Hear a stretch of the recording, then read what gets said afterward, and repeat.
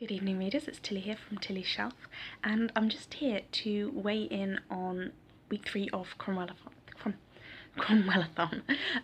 So I said good evening, I think, to start out with. It's 3:20.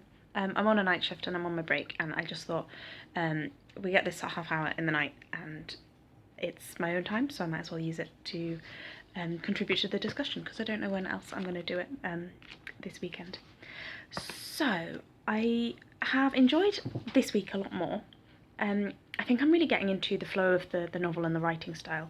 It bothered me a little bit in the first couple of sections that I felt like Mantel really wanted to be writing a book from the first person perspective, but had decided not to because she didn't feel like it was literary enough, or like serious enough almost to use because it would be, if she used the first person, it would be first person present tense, and I don't think that comes across as a very serious mode to write in, and that bothered me a bit, and I felt like, why couldn't she just tell it from Cromwell's perspective, because she is anyway, and she uses all of these weird, she's constantly saying, she never says Cromwell thinks, she always says he thinks, which I found quite confusing. I've now got to the point where I barely even notice it, which is a good thing, but I do slightly resent that it took me, that much of a book to get to a point of being able to read it without second guessing every sentence. I don't think that's kind of necessary. But anyway, I'm getting more used to the style, and I'm getting to enjoy it a little bit more. I thought I would base this little chat around one of the questions in this little World of Wolf Hall booklet. It's one of the reading group suggested discussions, and this is a form of a reading group, so I suggest that we have a discussion. So I'm going to change the wording slightly, because I think it's a question that's based around both the first two books, but it basically asks, which household would you prefer to belong to? So the households that we've really got to know so far is obviously Thomas Cromwell's household when he was a child, his household as it is now in the present, so he's got people like Rafe, he's got his nieces and nephews living with him and his son, then we've got Anne Boleyn's household. Henry's household is him and the people who his Henry Norris, and the people who are really close to him and help him. I think Cromwell describes it as hands in his toilet paper, basically.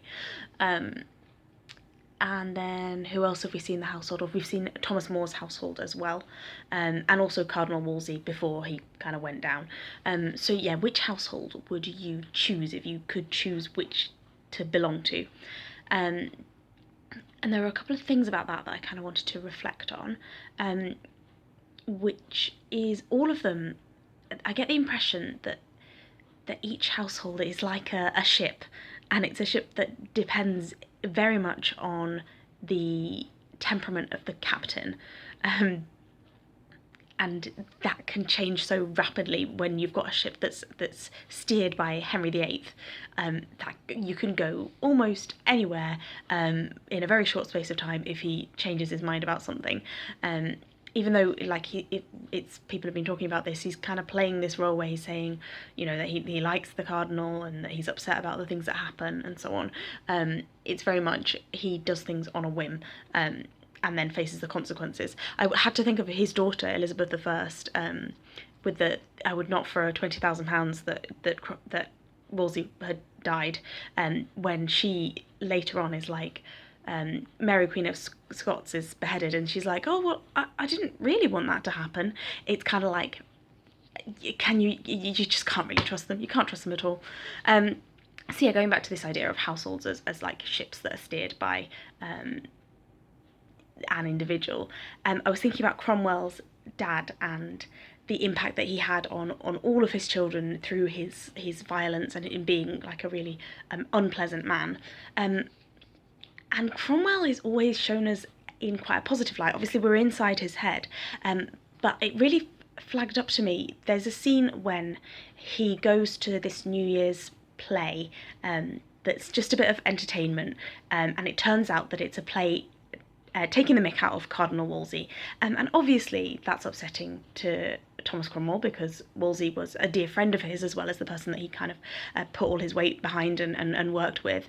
But I found it really interesting and possibly slightly enlightening as to the way that their household functions, really. When all of the kids that are with him, I say his kids, but the kids that he's kind of adopted in a way, they look to him to see whether they're allowed to laugh. And he kind of, I think he lets out a chuckle, and then they're like, oh, it's okay, we're allowed to find that funny. And he acknowledges that it was funny. But if he hadn't, and if he decided to get angry with them, I get the feeling that you wouldn't have that kind of hesitancy about laughing if you weren't slightly afraid of the person in charge of your house. I don't know. And obviously maybe his children are just being sensitive towards him, but I get the feeling that sometimes maybe he can be a little bit angry. But generally speaking, I think the Cromwell household is the one that's portrayed as being the one that probably would be the nicest to be in. One household that is presented as being maybe perhaps worse, although more similar, and not as in like not the social standing of the king. I think More is above Cromwell in that he was like an Oxford scholar and so on. But Thomas More's household is another kind of like influential person's household that we see, and that is presented as definitely being somewhere where the domestic situation is not that great. And I think Roz in her video was talking about the use of language and like the power that you get by using different languages, or like she was talking about how we go from one language to the other seamlessly in Cromwell's head. In More's household, the ability of his wife, the lack of ability that his wife has for speaking Latin, is used to undermine her, and like that language is used to get at her basically, and everyone else in the room understands the language, and More is just constantly making awful jokes about her, or like snide comments basically. But interestingly, his kids, his daughters, he has put them through to enable them to learn that. So even though he's mean to his wife, he's actually promoting his daughters and pushing them forward. So I found that really interesting, and like potentially that could be quite a good household to be in as a younger person, because you are getting those opportunities and you are getting put forward. Although Cromwell's house does sound like more fun, like they play with the dog and stuff. What else? Yeah, and then More is presented as being this kind of like quite harsh person who uses like horsehair to punish himself and so on. But then we see him really, really grieving over losing his dad. So you get that kind of like human element to him as well. Even though he's shown as being someone who's really, like quite harsh. He then also goes through this experience of grief. And I find that quite interesting that, I keep using the word interesting, I'm sorry. Mantel is going through and showing us a range of different characters responding to grief in very different ways. So you've got Thomas Cromwell. We also saw his kids responding to the grief of losing their mum. We're seeing More, and we're seeing Catherine as well, like not exactly bereavement, but grief over being pushed out of the position that she has been used to be living in.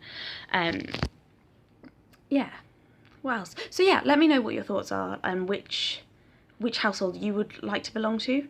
I'm not even going to pretend that anyone would like to belong to Anne Boleyn's household, although I found it really interesting the way this at the very start of this section, Cromwell goes to visit her in what used to be the Cardinal's house, and he goes through all of these rooms. Well, to start with, he's in the street and people are like, oh, she's a witch, you need a medal to protect you. And he comments, because we know that he had this medal that he threw in the sea, and he says, oh, I had a medal, but I lost it. Interestingly, he says lost it rather than threw it away. And they say, oh, get the Cardinal to give you a new one. And by the end of that chapter, I believe, the Cardinal has given him a ring to wear, which I think it references him wearing it the next time he goes to see Anne, like it references him adjusting it on his finger before he sets out or something like that. So just the details. I'm really appreciating the details of Mantel's writing. Where did I get to? So he's going to see her and he's going through all of these rooms, and he finds her in the room where he's had like really detailed discussions with the Cardinal, and she's got the Cardinal's tapestries behind her, and he compares her unfavourably to the picture of Shiva in the tapestry. And if you've seen medieval tapestries, they're not, I mean, they're beautiful for what they are, but to say that like a real living woman looks uglier than a woman in the tapestry is really saying something quite mean.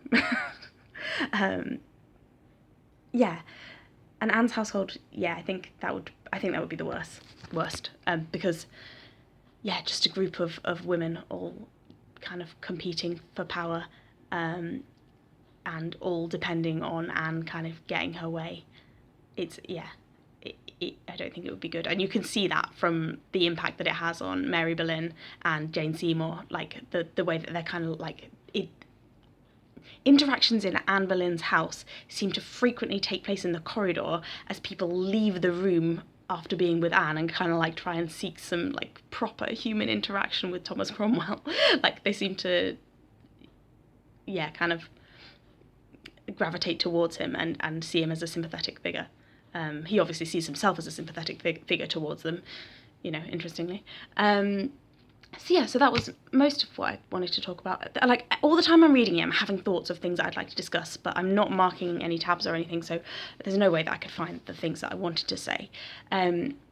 One thing that I thought I was meaning to say last week was the way that he keeps going back to this phrase, something along the lines of "show me where it says in the scripture such and such," show me where it says in the scripture, and there's constant like references or things about like praying to get people out of purgatory, and his kids come to him and they're like, or the kids in the household, they're like, oh, could you please get pray to get this person out of purgatory, and he's like, yes, but what about this other person? I can't remember which way around it was, and they were like, oh yes, they wanted his wife out of purgatory, but not his daughters. And when he's like, oh, why don't you want the daughters out of purgatory? You know, being the younger, more innocent, one would presume, ones. And they're like, oh well, you know, they were vain.